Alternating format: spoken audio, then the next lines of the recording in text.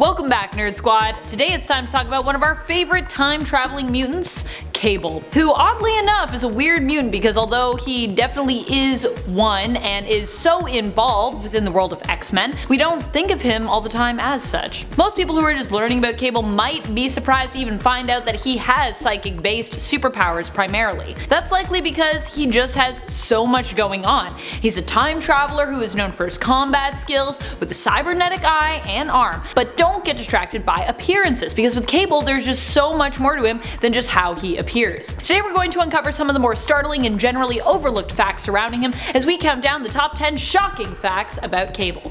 So prepare to get shocked. Both about him physically, by the way, and mentally. Be sure to stick around till the end of this list where I will also have some bonus content coming your way. Alright, let's get counting. Number 10. TECHNO-ORGANIC virus. For those of you who are joining us after just learning about Cable through his appearance in Deadpool 2, there is so much that you need to know, and so much that might shock you to learn when it comes to this anti-hero. One is that his robot arm and eye are not just cool replacement cybernetic prosthetics, they're actually a part of Cable. His arm and eye were transformed as a result of the TECHNO-ORGANIC virus, which has been attacking his body since he was a baby, and which he uses his powers to fend off, because if it took a hold of him fully, it would kill him. It's actually part of the reason why you don't get to see his psychic abilities used as often or get to see really how powerful they are, because he's often busy using them to just keep himself alive as he holds back the TECHNO-ORGANIC virus. Number 9. Demonic ritual. Nathan Summers, aka Cable, is the son of Madeline Pryor and Scott Summers, and well, kind of Jean Grey,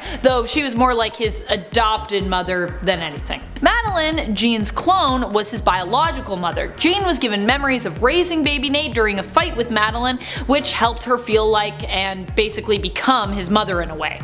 Yeah, it was weird. That was when Madeline killed herself. We were all like, wait, why'd you do that? However, it was also a good thing that she got those memories because Nate's natural mom, Madeline, ended up going crazy as a result of Jean's return and learning that she was, well, a clone of Jean created by Mr. Sinister. Which, let's be fair, that would make any of us go crazy. In order to get more power after being seduced by the dark side within her and demons, she agreed to sacrifice baby Nate in a demonic ritual. Fortunately, her attempt was stopped. However, later Apocalypse would kidnap this baby and infect him with the TECHNO-ORGANIC virus, which would plague him for pretty much the rest of his life. Side note, pretty much everybody wanted perfect baby Nate. It's pretty crazy actually. Sinister's whole reason for creating Madeline was to get her to breed with Scott and as a result create the perfect mutant offspring, which would be baby Nate. So he wanted him to fight over babies.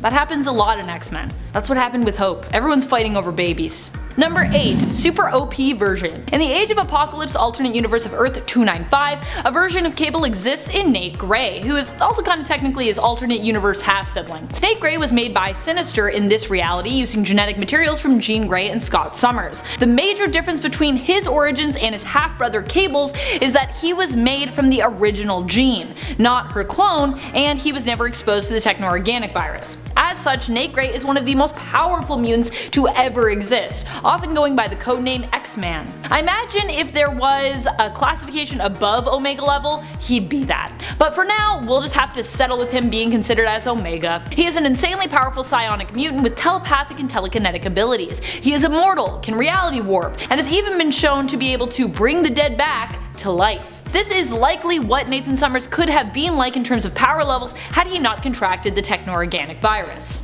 But he did. Number 7. He has an evil clone! That's right, Nathan has an evil clone known as Strife. In fact, for a while, Nathan actually thought that he might have been the clone and that the villain Strife was the original Nathan Summers, until Mr. Sinister revealed otherwise. Beyond that, people also thought that for some time, Cable was actually evil. Not only was he originally this very mysterious character in the comics, but even after we got to know him a bit better, he was originally suspected of being the one behind the assassination attempt on Charles Xavier. However, it turned out that this was a ruse of Strife's who had impersonated Cable to make him look bad, and had actually made the attempt on Xavier by shooting him with a bullet that infected him with the TECHNO-ORGANIC virus. In the end, Cable and the rest of the X-Force came together and managed to save Professor X. Whew. He almost died, but then later he does die. Number 6. Was his evil clone. Sort of. It all boiled down to a big showdown between Cable and Strife at the end of the story arc we were just talking about in the last point, which was called Executioner's Song if you want to look it up, involving the attempted assassination of Charles Xavier. Strife ended up being defeated by Cable when he pulled him into a time vortex. The unfortunate thing is that Cable also kinda got pulled into that time vortex. However, Cable managed to survive, and Strife died.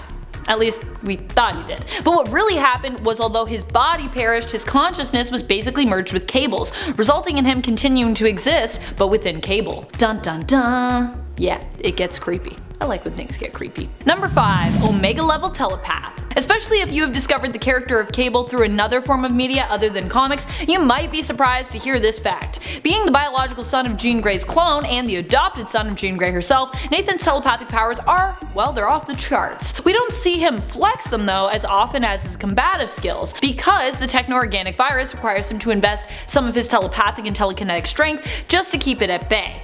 But when he does decide to use these powers, even though they are both kind of restricted, it's amazing what he can still accomplish. Telepathic feats include being able to tap into the mind of everyone on the planet all at once, repairing years of brain damage within Deadpool's mind with just a touch, and defeating hundreds of militia just by influencing them to not fight him instead. That'd be cool if someone's like, I'm gonna kill you, and you could just be like, no. And they're like, oh okay, I see your point. Emma Frost was barely able to shield a conversation from Cable even while using the full power of Cerebro. That's just how powerful of a telepath he is. Just to put that into perspective for you. I love Emma's face too in that panel. She's just like, trying. It's so funny when you have to see people like telepathically do things in their minds. It's like I'm fighting, it's intense. Number 4. Almost defeated the entire Avengers team. During the 4-part miniseries Avengers X Sanction, which happened right before things got crazy in Avengers vs. X-Men, Cable vowed to take on the Avengers, who he believed would be responsible for killing Hope Summers, his adopted daughter, in the future. Killing her in the future. She's not from the future. Well, she's kind of from the future. Sometimes. Anyways, Cable ended up capturing 2 of the big team leaders, defeating them in combat, namely Captain America and Iron Man. I know, pretty impressive, especially considering that Nathan was dying at the time as the techno-organic virus fought to fully take over his body. In the end, however, Cyclops and Hope convinced Cable that this wasn't the right move. They freed the Avengers and cured Cable fully of the techno-organic virus, with a little help from Hope's access to the Phoenix Flames. Always helpful to have someone who has a spark of Phoenix inside them. Number 3. Young again. Cable has been young a few times in the comics. He continues to have this serious case of Benjamin Button syndrome that most people are not a huge fan of. People tend to actually like old, grizzled, white-haired Cable better than young, grizzled, also kind of white-haired Cable. I personally like both myself, but currently in the comics we appear to be stuck with the young Cable, who you will notice appears in the Dawn of X relaunch in titles like Fallen Angels, X-Men, and in his own series Cable Volume 4, which by the way recently came out on March 11th if you were interested in checking out issue number 1. Young Cable actually killed his older self after the two clashed over what to do about some time-displaced younger X-Men. Isn't that just how it goes? Don't you hate when you get in a fight with yourself and kill your older version? I know I do.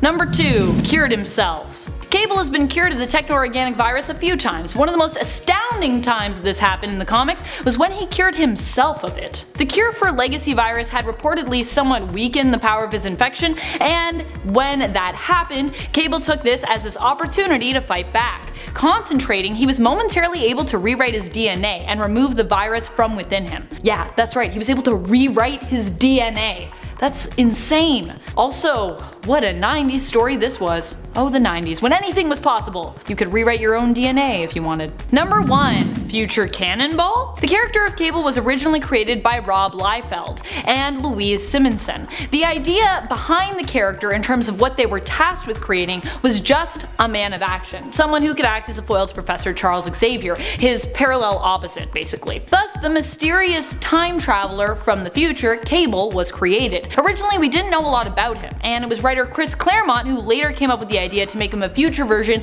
of baby Nate Summers, Maddie and Scott's baby boy, but all grown up and raised in the future. Liefeld actually had a different backstory in mind for the character and didn't actually like the idea of him being Nathan Summers originally. His plan had been to make Cable the mentor of Sam Guthrie, Cannonball. It would later be revealed that Cable was actually Guthrie from the future, but he just didn't remember this. This is supposedly the real reason why Sam Guthrie was made an external, helping to explain how powerful his future self was and would become, and likely also why it was never really brought up again later in the comics that Cannonball was so powerful because he was an external. In fact, Cable himself would later state that Guthrie being an external was nothing more than a rumor, and that there was no truth to it at all, retconning the power level Cannonball had once been stated to be at, because now it's not really relevant anymore, because we decided to go with a different story for him. Thank you so much for watching, Nerd Squad. I hope you enjoyed this list. What are some of your favorite Cable storylines? Who is your favorite time-traveling mutant? Do you prefer young or old Cable? Or do you prefer X-Man or Strife? Let us know your thoughts in the comments below. And while you're on your way down there, be sure to like, subscribe, and ring that bell if you haven't already. This has been Top 10 Nerd, and I'm your host Amanda McKnight, reminding you, as always, to stay nerdy, YouTube. Oh, and watch out for that bonus content. So if you don't want to put those in there, editors, you just couldn't. Not that we're making babies fight. Although I don't know, that may have happened in comics. Make the babies fight. Everybody dies. It's just the way of comics. And life. Oh goodness, that got dark. Things that you can accomplish. The jars that you could open. Telepathically, of course.